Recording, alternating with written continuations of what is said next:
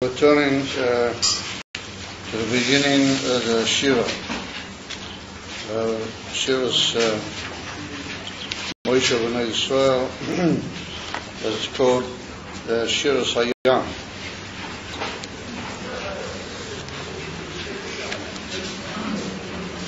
So that's Shmois, the beginning of chapter 12, right at the beginning. And we see at the end of the previous chapter, the Torah tells us how we saw the great nest that the Eivishter made. Vayah Yisrael Sayod HaGedolah Asher Asa Hashem B'Mitzrayim Vayiru Ha'omes Hashem Vayaminu B'Hashem V'Moshe Avdoi. And that brought them to a very high madrega in fear of the Eivishter Yira. What the Alter Rebbe talks about it in Torah Oyer. That brought them to a Yira Eloah, a very high level in fear of Hashem. Vayaminu B'Hashem V'Moshe Avdoi. And they gained a perfect faith in the Eivishter and in Moshe Rabbeinu. Well, that Hagav, the Chat Tadin of a new Shvat, even though it's not the purpose of the Shir at the moment, we see that there's also a Emunah, that the Pasuk deals with the Emunah in Tzadikim and in those who are the Madrega of Moshe Rabbeinu, in the same hemshech, in the same connection with the Emunah in Hashem. Yaminu B'Hashem Uva Moshe Avdoi, with a connecting vav, that the shleimus and the perfection of Emunah has to be not only in Hashem but also in Moshe Avdoi. Those are the madrega, if you don't mind sitting straight. Even those who are the madrega of Moshe Rabbeinu, the Emunah has to be in them in a similar way as it is in HaKadosh Baruch. Well, that's another inyan. We're not going into Barichus now, but that was a inyan that was Meshchadish B'Kriyas Yamsur, the Emunah in Moshe Rabbeinu in the same oifen that it's in Elokuz. However, immediately after that, it's written Az Yahsir Moshe B'nai Yisrael SHK P Az Yahsir. That Oz, what the word Oz means then, meaning at that point, following the completion of the Nes Kriyas Yamsur, then the Yidden, together with Moshe Rabbeinu, together with all the Jewish people, they all sang a song, but it's begun by the word Oz, then, at that moment. In other words, the Torah could have been written as a hemshech to all those in Yonim. It could have been written V'yosha Moshe B'nai Yisrael, Moshe B'nai Yisrael, or Shah Moshe B'nai Yisrael, which is the past tense of the word Loshir, which is to sing. So that would have been understood that as a result of all the nisim that they saw in connection with the Kriyas Yamsur, that they sang a song that caused them to sing Ashira. But the fact that the word Oz is put in, then that calls to the attention of the intelligent reader that we're using the word Oz when we could have maybe just purely mitzad the connection of the hemshech and the continuation of the story, we could have maybe missed the word Oz.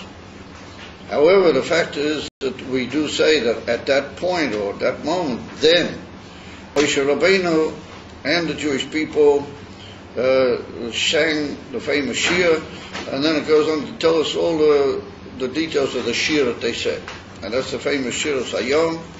And so central is it in the life of a Yid that is brought down in the tefillahs that we say it every day at the completion of Psuki de Simra. The Alter Rebbe brings down in Shulchan Aruch that it's a inyan to remember Kriyas Yamsuf every every day. You must remember and remind yourself not only of Yetzias Mitzrayim, but also especially of Kriyas Yamsuf. And he says that's the reason why it's included a separate inyan in the davening that we mention every day, the Shiras Hayam, in order to remind us in a detailed way of Kriyas Yamsuf. We have to remember the greatness of the Nes of Kriyas Yamsuf every day, as is put down in our Tosefta. And the Alter Rebbe brings it down halacha in Shulchan Aruch. So we see that the Shira is a very central matter. First of all, it's a Shir which is mentioned in all its details. And we see another amazing thing, that it was said both together, Moshe Rabbeinu and the Jewish people together. Now there are some opinions that hold Moshe Rabbeinu said the Shir, or he said each part of it, and then the Yidden heard what he said and they repeated. Or he said the whole Shir and then people said it after him. However, the simple notion that Az Yahsir Moshe B'nai Yisrael, or that they said it together, and particularly that if they said it together, then it should be written Az Yahshiru Moshe B'nai Yisrael, because then it would be in the plural. Yahshir means that it was said by Moshe, it would appear. So if we're going to say that they both said it together, but that's what a lot of authorities hold, and how could they both say it together? Moshe Rabbeinu said the Shir, how the Yidden is supposed to be knowing what he said, that according to those authorities, everybody went up into the Madrega of Nevuah of Moshe Rabbeinu, Ba'is Hazman, immediately as a result of the Nes of Kriyas Yamsuf. For that particular moment, all Yidden were on the same Madrega, and they're all united in the same type of Gilui Elokus that Moshe Rabbeinu had. And therefore they said the whole thing together, and therefore it's written in the singular, Az Yahsir Moshe B'nai Yisrael, that they both said it, or when I said both, Moshe and all the Jewish people together said this Shira. And then we're told all the details of the Shira. So it comes along Rashi. Rashi says, Oz Yahsir Moshe. Oz, he starts off with the word Oz. Keshara Haneis, when Moshe Rabbeinu saw the Neis, Ola Beliboy Sheyashir Shira. It went up into his heart, let's say, it occurred to his mind, as you might say, to say Shira. In other words, it was like two things. First of all, he saw the Nes. And once he saw the Nes, it occurred into his mind or into his heart to say this song. V'chein, and similarly we find later on by Yeshua, Oz Yedaba Yeshua. It's written in Yeshua that Yeshua told the Jewish people a certain inyan. We won't go into all the details. And it's written at that point, Yeshua spoke, but it's written in the future. Oz Yedaba Yeshua. So I said it's the same idea, that Yeshua rose up into his mind after a certain event had occurred. It rose up into his mind to speak to the Jewish people. And so he brings some other examples. Because we're short of time, I won't go into all the other examples. However, Rashi learns that the Oz Yahsir is in that even which we would just describe. And then he goes on a few lines further, and he says, "V'razal Rabbi Seinu Avo Medrashay." Over the Medrash, in other words, the interpretation, but there of Medrash, even though it's actually a Gemara, it's not a Medrash, but Rashi means it's like a drush. It's not the exact simple pshat. Mikan remez l'tchias hamesim min ha'toira. From here, it's a remez to the fact that there's going to be tchias hamesim min hatoira. In the actual Chumash, we have a remez that there's going to be Tchias HaMeis. In other words, that Moshe Rabbeinu is going to say this Shira together with the Yidden B'shas Tchias HaMeis. There's going to be in the future a thing where everybody's going to actually come back, and there's going to be a repetition, as you might say, of this whole union, but it's going to be after the Tchias HaMeis. And then Rashi says, V'chein kulam. All these other psukim about Yeshua, and then he brings another pasuk, and then he brings a pasuk about another pasuk about Shlomo HaMelech, but then he cancels that out. He said maybe that's not a complete raya. All those things are also going to happen in the Osid in the future after Tchias HaMeisim. Then Yeshua is going to say those things again, and therefore it's written in the future. So with that, our sages in the Gemara, it's a Gemara in Masechta Sanhedrin, Daf Tzadik Aleph Omid Beis, or this is in Omid Beis. There the Gemara says that Az Yahsir, and the Gemara says V'shar lo nema. It's not written in the past, but it's written in the future. Az Yahsir Meisha. Since it's written in the future, so the Gemara Mikan L'Tchias HaMeisim min HaTorah. And here we can learn the inyan of Tchias HaMeisim written in the Chumash, written in the Torah, Tchias HaMeisim. So we notice immediately that Rashi says Mikan Remez L'Tchias HaMeisim min HaTorah. Rashi doesn't say that it's learn. He says it Mikan Remez L'Tchias HaMeisim min HaTorah. The Gemara doesn't use the word remez. The Gemara just says Mikan L'Tchias HaMeisim min HaTorah. So why did Rashi say what he said, even though he knew there was the Gemara? In simple terms, we could say that Rashi felt the Gemara was a drush. It wasn't mamish, the simple pirush of the pasuk. And he's told us on countless occasions that he's only coming to tell the simple meaning of the pasuk. And medrasha is already a drush. It's not really simple pshutei shel mikra. As if that's the case, then why is it Rashi felt necessary to Klal mention the medrash of our Seder? He doesn't bring it everywhere. On certain occasions he does bring things that he calls a medrash. We have to assume that when he does bring a thing which he calls medrash, Rashi feels that adds to the understanding of the simple meaning of the pasuk, even though it's not really the simple meaning of the pasuk, and you could even argue that it's almost outside the simple meaning of the pasuk altogether. But it adds, or we could suggest another possibility, that maybe there's some inyan in the general message of that pasuk which lends itself more to a form of necessity to say something which is b'derech medrash, even though it's not really important for the simple meaning of the pasuk.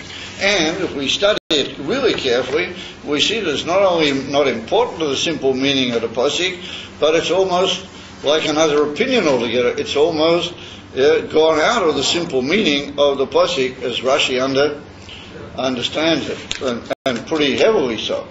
So what is a brief description of that, what you might call mixed together between Rashi and the statement of our sages in the Gemara. So we could say that why does Rashi go out of his way to say that when Moshe Rabbeinu saw the nes, then Ola Beliboy Shiyashir Shira, that it went up into his heart to sing, and then he sang. And later Rashi uses the expression that these psukim which he quoted are talking about somebody having an inclination to do something, but Chayin also, and he taka did it. Not only had an inclination to do it, but he taka did it b'poyah. In other words, Moshe Rabbeinu not only thought that he would like to say Shira, but he taka did it b'poyah. So I mean, what would that? I mean, I see that he did it b'poyah because it's written afterwards the whole Shira. I mean, obviously they sang the Shira. Why did Rashi feel necessary to tell me that he thought about saying it, and Takib, he said it Papoya. So what we suggest is that if we look at all these things that are written here in this whole section, then the Chumash is telling me things in the past. It's telling me things that happened. When you're talking about things that happen and you're telling a history of something, is if you use the word then and you say Oz, then you're talking about in the past. The word Oz joins up with whatever you're talking about, and it becomes part of it. If you say then, and you're already talking in the past, then is just another step forward, but in the past. It's in what you're talking about. So therefore the word Oz leaves me in the past. They did up to this and this, or as a result of that, then this and that occurred. So the word Oz shouldn't have altered me in any way. It should have left me in the past. Why did the Pasuk use the expression Yahsir, which is the future? That's in and of something leading into that's what we call the future tense. And therefore Rashi couldn't understand what's it doing in one phrase, usage of a word which is in the past, and a future usage of the verb Yahsir, which is in the future. And therefore Rashi feels that from one edge I got the word Az, which is keeping me in the past, and then I got the word Yahsir, which is in the future. So therefore Rashi's got to find a combination which gives me both of those inyonim. In other words, that even though I'm in the past, I can still comfortably use a future expression. Dainu, I can say Yahsir in the future, and I'll still remain in the past. In other words, I'll use a future, but I'll still remain within the past. And over Rashi says an amazing idea. He says that what the Pasuk is telling me, that Moshe Rabbeinu had in the past, he had a future. In other words, in this story that I'm telling you, all the believer went up into his mind to sing, but he didn't actually sing at that exact moment, because it went up into his heart. He considered and he thought of the idea of singing, and that's a future thing. I was going to stay in the past, so therefore Rashi says, "V'chein also Itaka did it. Itaka sang," which puts us back into the past, because we're talking about a story that happened in the past. And therefore I've got both the future and the past I got the future and the past together. In other words, all of the Levi went up into his mind, but he hadn't actually done it yet, but then he did do it. So that's in the past, but inside the past I had like a future moment where he considered doing something before it actually became activity on his part. So there I got, on one hand I got the word Oz, what Oz tells me then, and then means over there, but on the other hand, then also the future tense tells me that he'd actually do a future thing, but he finished doing it, leaves me in the past. In other words, that I've got a combination of the past and the future. So you might say, well, what is the word Oz? What's that got to do with it? I mean, I could have said such a pshat even if I hadn't been mentioned the word Oz. Let's say there would have just been written when they saw it, not when, it just would have been written Shah Moshe B'nai Yis. Well, I would have understood that was after the Nesset happened, and they moved forward and they sang the song. Even if I hadn't had the word Oz, that would have been the same. I could have said the same shot if it had been written in the future. So therefore we have to say that nonetheless the word then is always like a step forward. When you say, all this and this happened, then this happened. That tends to indicate that everything we were just saying up till now happened, but then there was another thing happened. In other words, like there was a step forward. So therefore Rashi feels that even in the past, the word then moves me slightly into the future, and once I've done that, I get a future tense in the verb. All of a sudden, that's even more wondrous, so therefore I've got to stay in the past, but I've got to move into the future. Therefore Rashi comes up with this amazing idea that he intended to do it, and then he did it. Of all what's in the past. Over the Oz, that's the thing that pushes me into the future tense. So that's why, as it were, the Pasuk used the future tense. Had it just said that they sang, it would have said in the past. It would have just said, like the whole rest of the whole passage is written in the past tense. However, what's the Gemara say?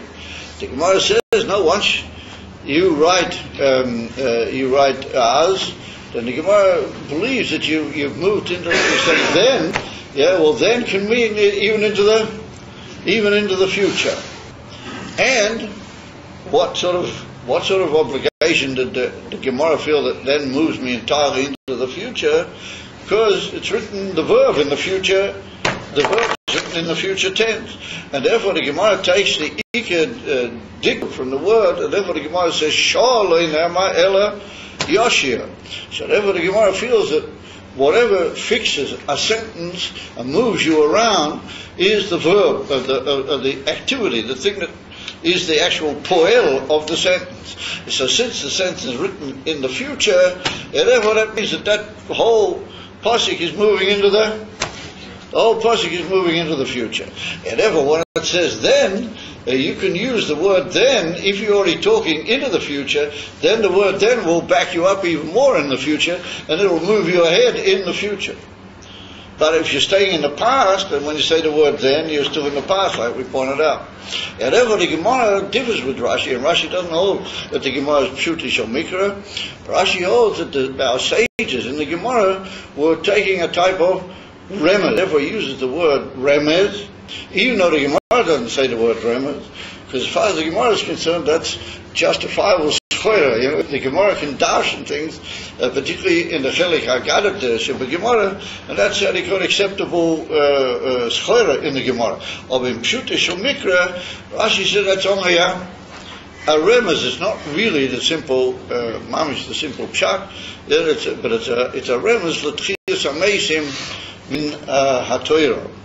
And so therefore the word as automatically is governed by the verb. So the word az is referring to the future. Then, or when is then? Any old time. When is any old time? Tchiyas ameisim. And when there's going to be Tchiyas ameisim, so that Moshe Rabbeinu with the Yidden are going to sing the whole Shira. And some people say even better than that. If we're going to say, according to the Gemara, that we move into the future, and the whole thing that affects a sentence is its verb, that's what moves you back or forward on the board, as you might say. Well, we're moved into the future, and we're going to be saying this Shira forever into the future. And therefore, we say it every day in davening. Therefore, they bring down. That's one of the timing behind the fact that our sages put it into, because Az Yahsir. The Gemara said that it's referring only to the future. Why should it be only the Tchiyas ameisim? Let's say it every day. And that's what we do. We say the Shiras Moshe every day. So that would sort of tend to indicate that there's some union of every day, which is like Tchiyas somehow or another be linked with the concept of Tchiyas ameisim, because the Gemara says that it's referring to a point in the future. And these other great authorities, they say that the Gemara just means to say it's referring to the future and the ultimate future, which is Tchiyas ameisim. Therefore, why shouldn't we say that Shira, and we take it do every day in davening. We say the Shira. And therefore, the Alter Rebbe brings it down in Shulchan Aruch that it's a choy, it's an obligation on a mensch every day to remember the Nes of Kriyas Yams. So from that we see that according to Rashi, the word Oz is very koveya here, because the word Oz moves us slightly into the future, but at the same time keeps us in the past. And according to our sages, the word Oz is just like hinting at the whole move that's written in the future, and therefore the Oz is being drawn into the future by the verb. At any rate, whatever, we see that the word Oz has a very important role in the pasuk, because everybody understands that the whole thing could have been told without writing the word Oz. If we'd have just gone ahead, then everybody would have understood that it was after they'd seen the nest, then they sang because of the net. Everybody would have appreciated that. But the fact that we wrote in the word Oz, that's a key inyan. Comes along, there's a famous, when I say famous, it's famous because it's brought down by one of the Mephoshim, but he doesn't bring it from where it's written. There's a medrash which was brought down in the Yalchut Shemoini. What the medrash says, that all of the dealings of Moshe Rabbeinu were with the word Oz. That Moshe Rabbeinu's dealings were all done with the word Oz. As if you remember when Moshe Rabbeinu came to Pari and he was, to the Eibishter, after having, at the end of Parashat Shmois, not succeeded, at least Begoloi, with the whole Shlichus, that he was sent to Pari, then he said to the Eibishter, why did you make evil for this people? And he says, Umi Oz Bossi al Pari, from the moment I came to Pari, then it's got even worse for this people. So therefore, says the Medrash, we see over there that when Kaviyova Moshe Rabbeinu was coming with a kasha to the Eibishter, he used the word Oz. Mi Oz Bossi el Pari. And then we see here by the Shira, he uses the word, or Al Kaporin, in reference to him, the Chumash uses the word Az Yahsir Moshe B'nai Israel. And then later on, we're told that Moshe Rabbeinu, before he went over into Eretz Yisrael, he settled out 3 Orei Miklat, how do you call them? Cities of refuge on the Eva Hayadin, with the B'nai Gad and the B'nai Reuven in Eretz Sichoin, where they got there at Nachalah, before he went over into Eretz Yisrael. Where there were another 3 Orei Miklat were going to have to be established, and then 3 of them he already made over there. So it's written Oz Yavdil Moshe Shloish Orim Be'eva Yadin. Moshe settled up these 3 Orei Miklat, 3 cities of refuge, on the other side of the Yadin. And we see the word Oz is also mentioned. So the Yalchut Shemoini brings that all the dealings of Moshe Rabbeinu are with the word Oz.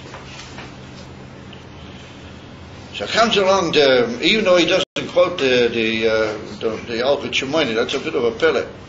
But there's a famous Meforish on the Chumash he brought down in the Mikroi Sagadeles called the Kli Yoko. You may have noticed him as you go along in the Pirushim al Chumash, the Kli Yoko. And the Kli Yoko, he was at the time of the Baal Shem Tov.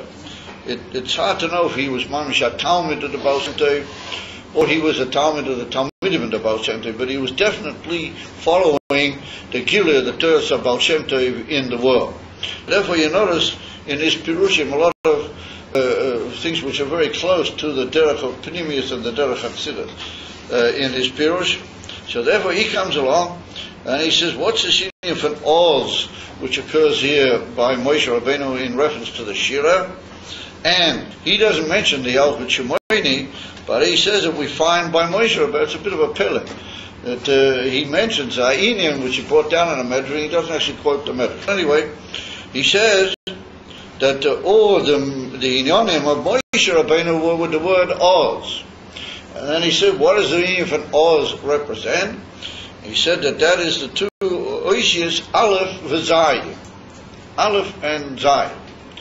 He says that Aleph is indicative of the Eibishter, Aluf Eshel Olam. I thought the one and only of the whole world, Elich Hashem Echad. How everything is bottled, b'tachas habitul to Achdus Hashem. Hashem Echad, Aluf Eshel Olam. And Zayin represents the Shiva Midos. The Shiva Midos, L'cha Hashem Agdula V'Agvura V'Tferes V'Neitz V'Aheid Ki Chel B'Shamayim V'Oretz L'cha Hashem HaMamlocha. But that's the Sheva Midas, or all the 7 Midas, what they are the Shoref. of the Oilamas. They are the shores of what leads to the creation of the world, as is well known. That all the Sheva Midas are Beteilim and Muvutolim to the Alufei Shel Oilam. And he rides over them, and all the worlds and all the Midas are Beteilim Lagamri Lagabi the Alufei Shel Oilam. As they bring the Kli Yokal.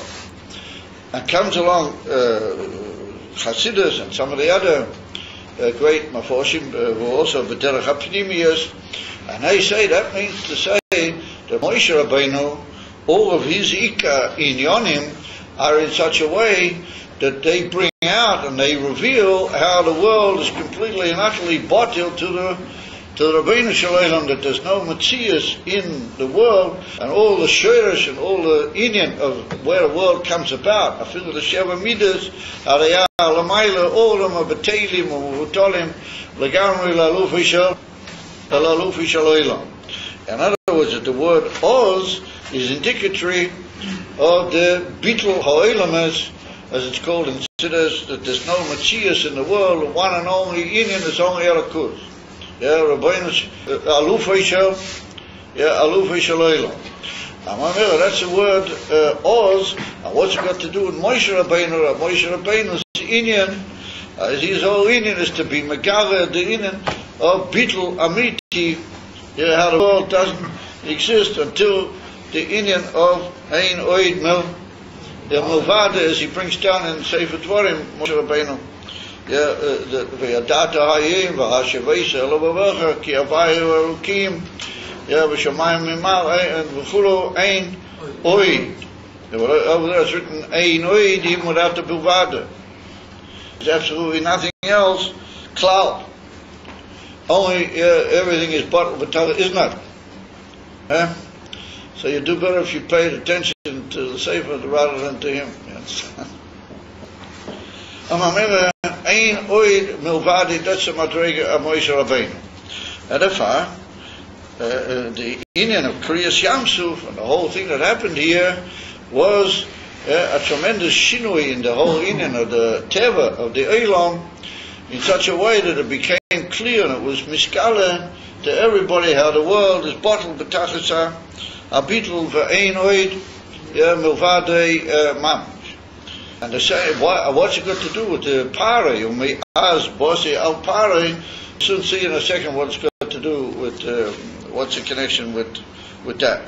However, suffice it to say that here we got a whole group of Yidden standing on the Sfas Hayam, and Pari is chasing behind them, and then all of a sudden there's this tremendous nest that the Yam opened up and the Yidden went through, and Pari was drowned in the Yam. So when you think about it, it's put down the Yidden were all standing, and Pari is running after them, and here they are standing in front of the Yam. So you may be familiar with the famous Sikha of the Rebbe, where he brings from the Mechilta that there were 4 different opinions as to what should be done, or 3 or 4. How many is it?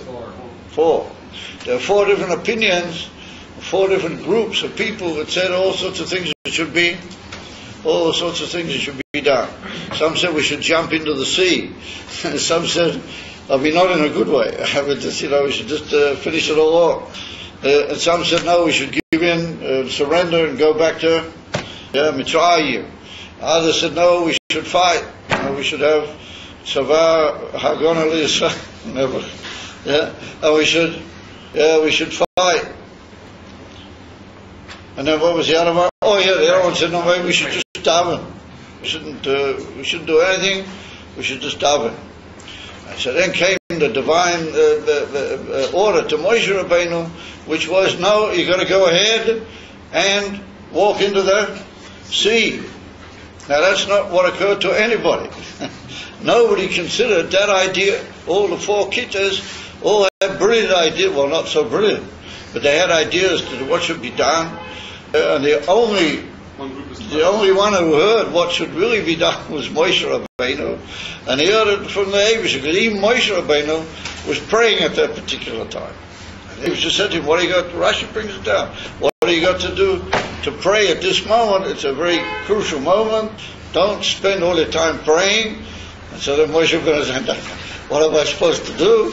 So there, just go ahead, keep moving, take all the Yidden into the sea. And then it's brought down in the Gemara, and was like to say that it was a whole group. How are we going to walk into the sea? So Nachshon ben Aminadov, he jumped into the water. He was the Nasi of Bnei Yehuda. He jumped into the water, and then the sea split. So we see that the Indian of Kriyas Yamsuf was an amazing nest that nobody had dreamt, and it didn't occur to anybody that a nest like that was going to occur. Even those who said we should pray, or even those who said we should make war, or they were at least making what you might call a positive feed-in to the situation. None of them came up with the idea that you should just go ahead and walk into the sea. That was at that particular moment a gilui of a tremendous power on the part of Yidden, which is called Mesiras Nefesh. And for some reason, the Eibishter wanted that had to be Miskaleh.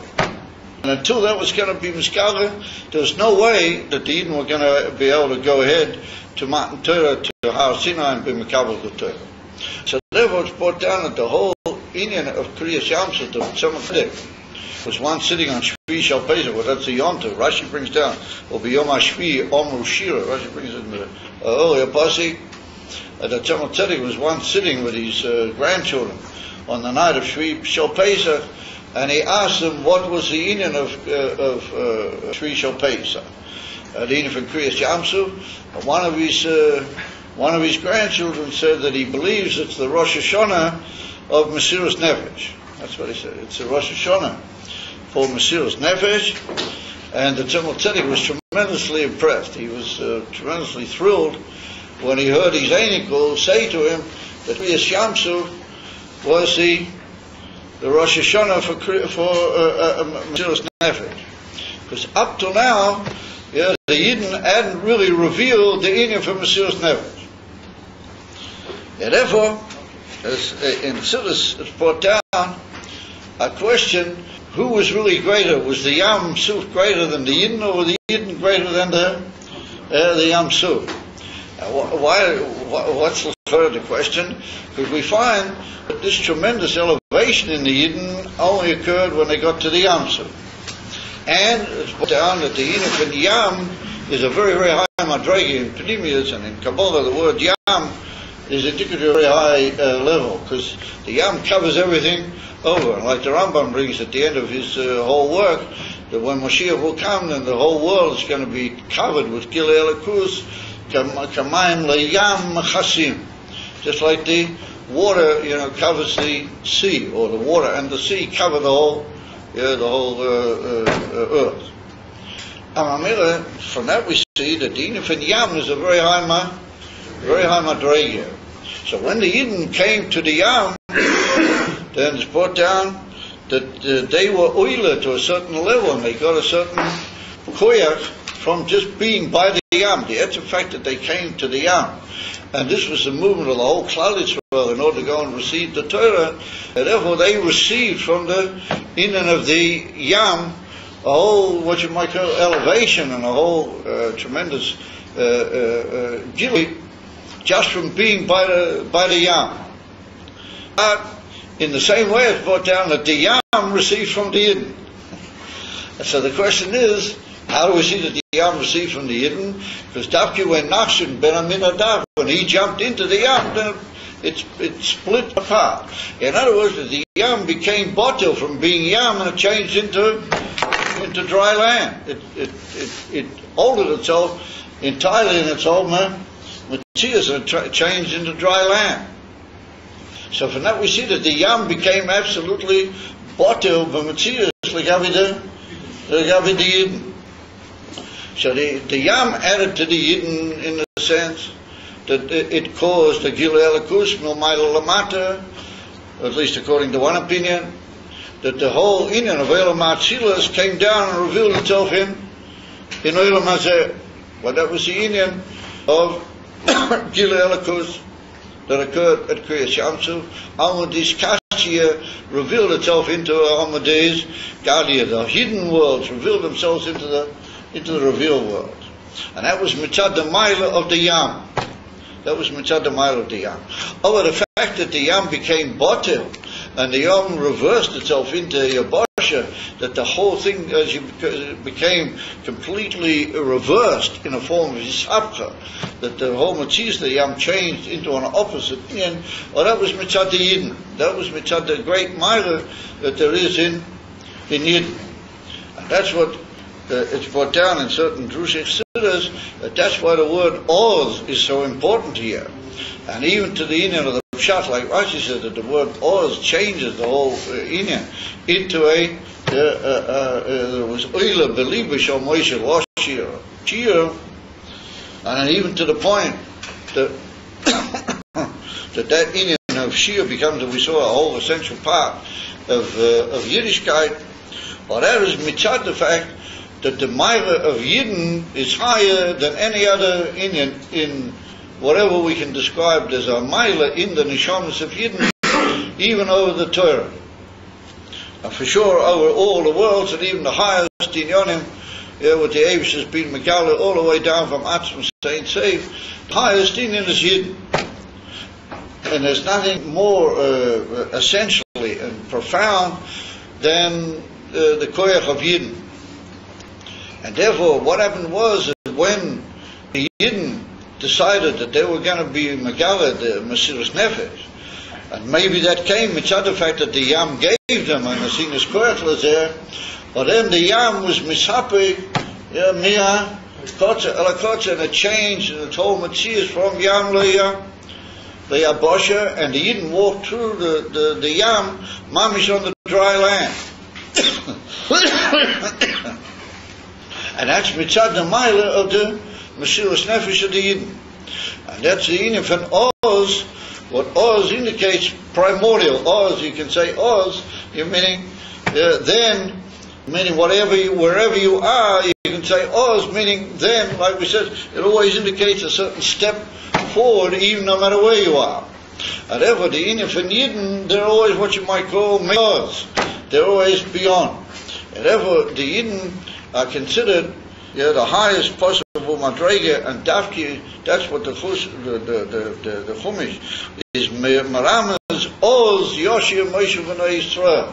And mitzad that Indian of the Gilui of the Etzem Neshama, the very shorish of the Neshama in its Etzem madrega, or that became Miskala, or then it caused all the Yidden and Moshe Rabbeinu, all of them should join together in one Matziyah. They all became like one Indian, Moshe B'nai Yisrael, Oz Yahsir in the singular, or in the future, that the Yidden and Moshe Rabbeinu all join together, mamish into one, Matziyas, because mitzad that level of the Neshamas of Yidden, then even Moshe Rabbeinu and the Yidden are all one Indian. Like the Alter Rebbe says in Perek Lamed Beis, that there's one Indian in the Madregas of the Neshama, Kulano ke'echod, ke'ish echod, ve'av echod lekulano, that there's only one father to all of us, and that's the Indian from Elikus.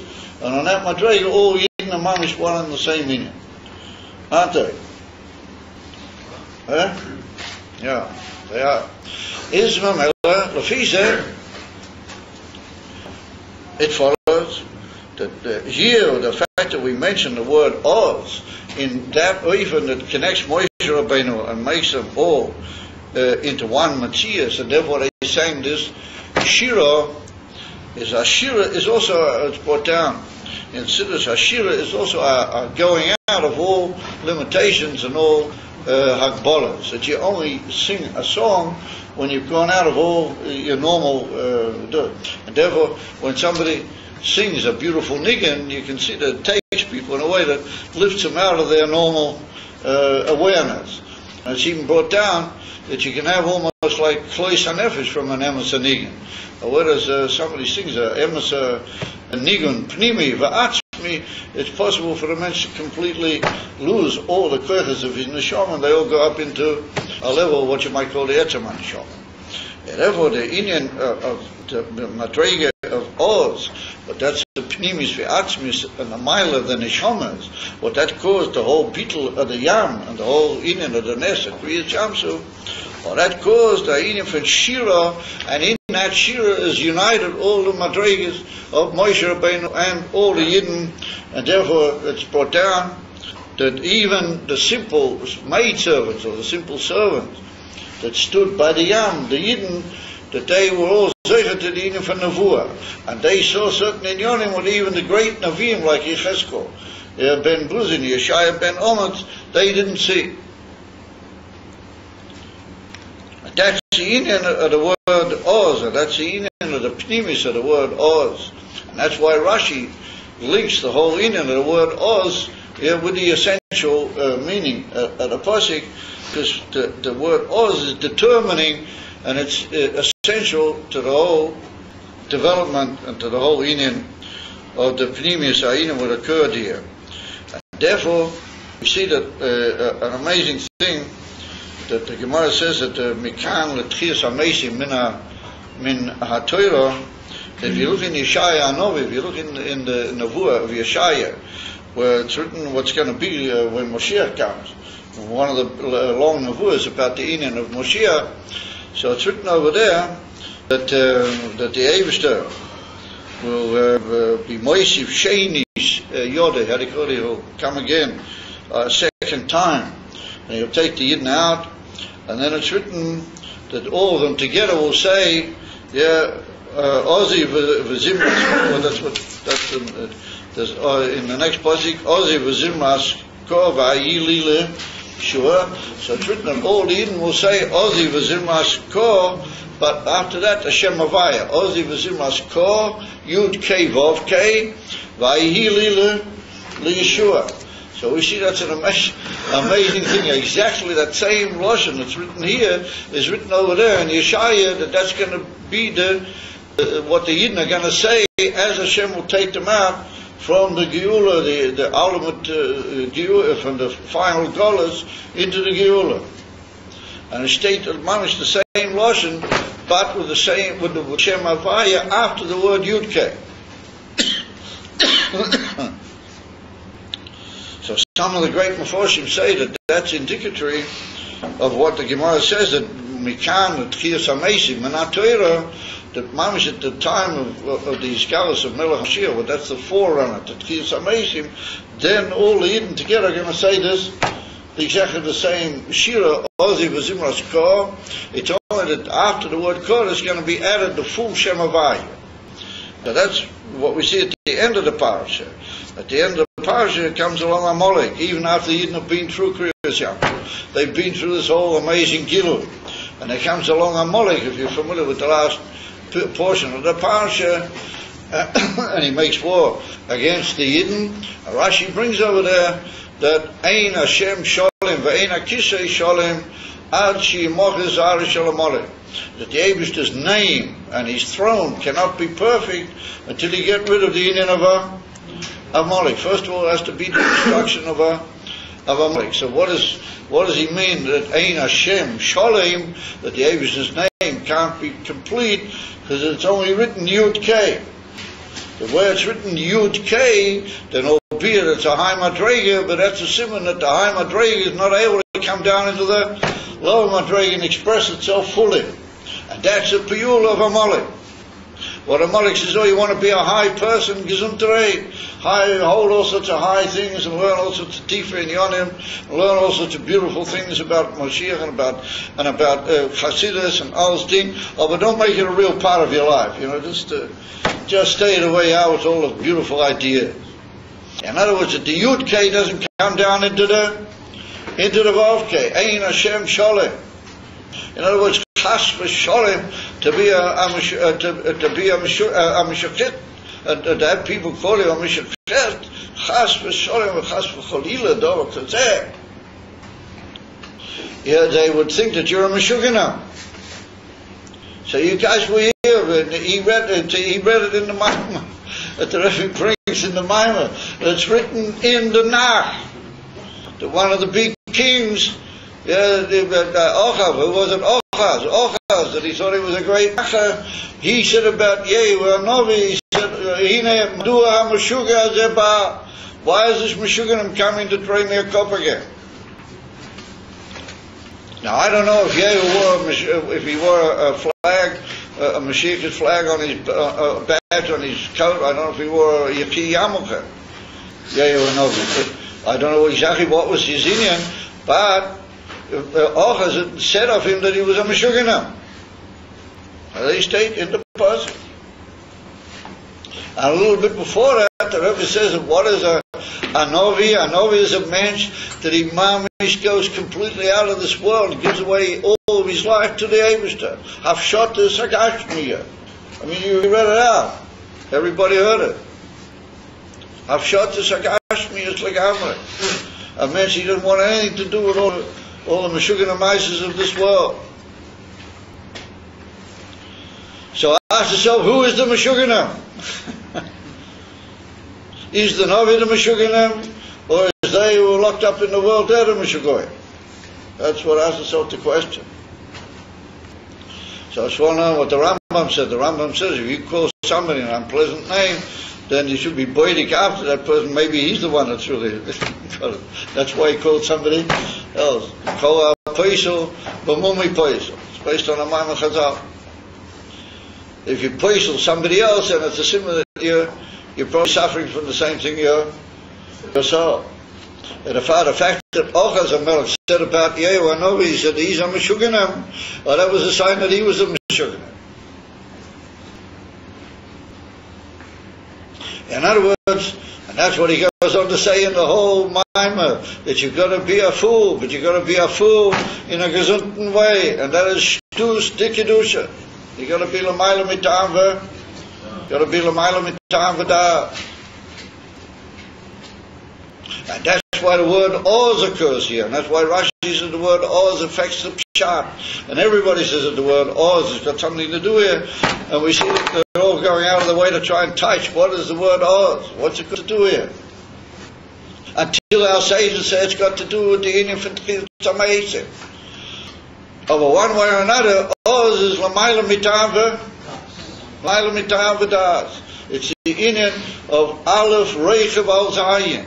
In other words, you say, well, you know, all the good midas and all the fine things of this world and the whole creation, how am I going to fit into it?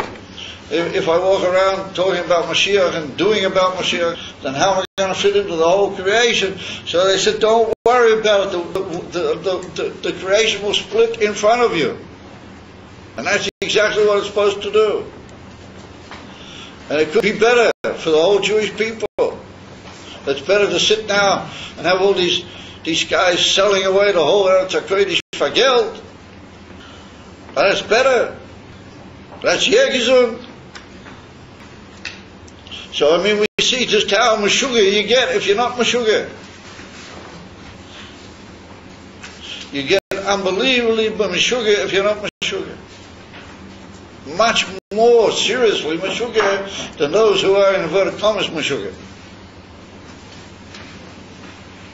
And that's what the whole Indian of the Az Yahsir Moshe, and that's exactly what happened when the Medrash says that all of Moshe's dealings were Ba'az. When he went to Pari, it's also written Me'az Basi El Pari. Moshe Rabbeinu himself used the word Oz. He said Basi El Pari. So put down in the Zohar, he said Pari was he was the big reptile of all the clippers. All the clippers were nothing regarding Pari. He was a huge, how do you call him, reptile. That's how you put down in the Zohar, Pari. So it's brought down what was his Indian. His Indian was the L'mayla Mitamva, or L'mata Mitamva of Klippa. In other words, Pari was that koyach that you have to be Meshuggah to be Tomei. And you're so anxious about getting into the clippers that you're Meshuggah about it. And you'll do anything to reach being the hepech of what you're really supposed to be. That's Para.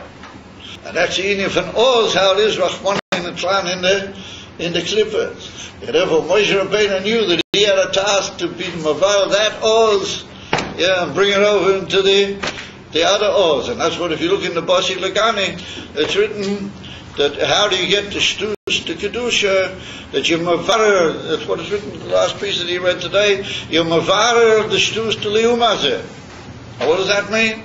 That you've got to look carefully at how much shtus you've been up to now. And even though you might have a beard and tzitzis metal thing, it could be that you're still a little bit into the mishugas of the liumazeh. The mishugas to the klippah.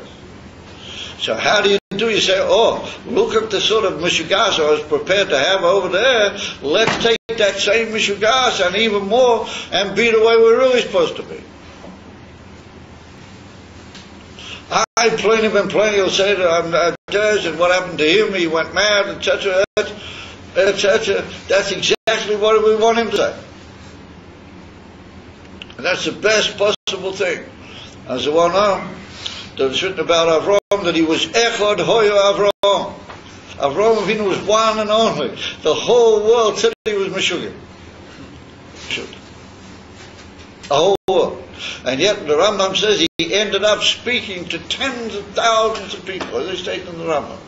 The Diber Avram Avinu im Soresh Alfei B'nei Oda. And without computers and without loudspeakers and without satellites and without the guns and Mars, Avram Avinu spoke to tens of thousands of people. So who is? Because he was Meshugim. And he took the Mishugas of Liumazeh and he brought it up into the Mishugas of Kedusha. And that's eating from the Surah Nefesh. And that was Nachshon ben Aminadov, that he stood by the Yam and he said, the Yam is very high. And the Yam is a very high Madragon that's given us a lot. As if we got it, then he was going to show that we're even higher than the Yam. Hidden at the highest thing that exists. There's nothing higher. And the Yid shows what he's really got. And he does it in the name of an Oz, yeah, Aleph Reichav Al Zayin, then the Yam turns itself upside down. Even the Yam with all of its mileage, it'll turn itself upside down. And that's what the Frierdiker, the Rebbe said that the Basi Lagani is the document for all the world, all the Yidden, until the Galus of Melech HaMashiach and after. But that mimer that the Frierdiker Rebbe gave out, that mimer from Basi Lagani, but that's the document that we all need to know. That's what's written, that Moshiach is going to come, and over there in that Pasuk in Yeshaya Novi, it writes 10 different praises about Moshiach, 10 different milas that Moshiach is going to have. Unbelievable! It's just unfathomable, the greatness and the milas that are going to be in Melech HaMoshiach. And yet, nonetheless, what's going to be the outcome of it all? That the Yidden are going to sing the same song that they sang here. Ozi v'zimratzko v'ahi li Yeshua. It's going to cause Yeshua and rescue in the whole world. It's going to bring the world exactly to the way the Eibishter meant, as the Alter Rebbe brings in Tanya in Perek Lamed Vov. And Lamed Zayin, that right from the very beginning, that's what he meant. He meant the infant Yemoisa Mashiach and Tchis Tameisim. So if that's what he meant, then let's get moving. What are we waiting for? If that's what he meant right from the beginning. What a touch is it? It's got to go through a point that you've got to get through. You've got to fall into the shtus of the world, and then you've got to be mavara that shtus. You've got to take that shtus and turn it into kedusha. Well, that's the idea from Ishapka Chacheicha. Lin Hoyer is Tacha Chacheicha. There is such a thing, and you've got to take it and draw it into the idea from kedusha. And that's what he says in the mind. Look carefully. You'll see, that's what the Frierdiker Rebbe says. And that's the Rebbe, that the Rebbe brought that to all of us. Until he said, Yechi HaMelech HaMashiach. The Rebbe said, that's what we've got to announce to all the people in the world. We've got to go even further, and we've got to say, Hine Mashiach Nimta. And not to be ashamed. And not Chas v'Chalila, to go the other way. And Chas v'Shalom, to drag the whole world back into the union of the most terrible goals that could ever be imagined. And if that's the union of Mikan, Remen, Rashi writes things according to the Pshat. Therefore, Tchias HaMeisim, in a passage like this, Rashi says, no, in Pshat, I can't really tell you, but a remez it is. It's a remez and it's a remez l'tchias hamesim. Tchias hamesim is such an unbelievable thing that the only way you can talk about it is per remez. Because we don't know, the Rambam says we don't really know what it's going to be like. The Rambam says you don't really need to know, because once it comes, then you'll work it all out. But that you've got to have an emunah, and how you got to have a tremendous tweak of bren, not only of emunah but of demand, that it should be happening, it should be mishkala. That you've got to have. That's the union from Mikan, or from this union from Oz, or this fact that Yidden are beyond everything, and they're the power to be high of everything, to make everything happen, and to trade the whole world into what it's really meant to be, or that union from Oz, or that's a remez, l'tchias hamesim mina Torah, because that's the union of l'tchias hamesim. In other words, that the whole l'tchias hamesim is going to be an indication of just how precious Yidden are to the Eibishter. That for some reason he punished them by the union from Misa that was nickness, and it was brought down that punishment on all Bnei Adam after the union Chet Eitz Hadas, Chet of Adam Arishan, over Tafki, because they're so precious to him. But those neshamas, how they came all the way down into Gufim, that he's going to have them back again, and they're going to be Adl and Eitachim. It's going to be neshamas in Gufim Davka. Davka the Yidden, the way they are, Paul Amata. They're all going to come back again. They're going to be in a perfect state, Adl and Eitach. Remember, that's the union of the Shira, that the Shira indicates the koyach of Yidden to overcome Mitzrayim, or to overcome Parai, even to overcome the Yam, and to cause the Yam to stand on its head. Well, that's why Davki there, we can't remez l'tchias hamesim in our Torah. That's the remez to the union from Tchias hamesim, because that's what's going to be by Tchias hamesim. That the Yidden are going to be the one and only Machias, and the whole world is going to be bottled to them. Oh man, can you hear us and take it from me? Take it from Yad. I remember with them we'll sing the song. No doubt we'll sing with a Chabadske Niggen. And it'll be interesting to know exactly which Niggen it's going to be. Yeah, we'll sing that Ozi V'Zimras Kor. But we'll put in another name. Apart from Kor, we'll say Yud Kevavke. And we'll put in full name of it. Vayihi Li Yeshua. Every Yid will say that he's had a Yeshua. And like the Rebbe says, that nobody, any detailed Yid is going to stay in the Golas. Chas v'shalom. All of them. When I get to Mitzrayim, Rashi brings a very depressing type of cheshbon that a lot of Yidden stayed behind. But when it comes to Yidden from Gula Shleimah, take it from Yad Mamish, nobody's going to remain behind. Chas v'chodila. It's going to be like it's written over there in Yeshaya Novi, Vayesif Hashem Sheinis Yodei. And he's going to take them all out, and it's going to be in an oven from Shira V'Zimra. How do you call it? What the Rebbe said will be Berev Shira V'Zimra, with absolute song. In a form of Mikan Remez l'tchias hamesim. All right, guys. So what we'll do now is we'll dub Mariv, and then some